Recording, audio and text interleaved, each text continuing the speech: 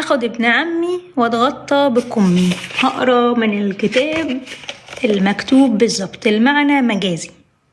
نصيحة أو وصف إن البنت أحسن تتجوز واحد من عيلتها أو من بلدها على أساس إن هي تعرفه وتعرف أهله حتى لو كان فقير، يعني ترضى بالعريس اللي متقدم لها أحسن ما تروح تدور على واحد غني ما تعرفوش، ما تعرفش أصله ولا فصله ولا عيلته.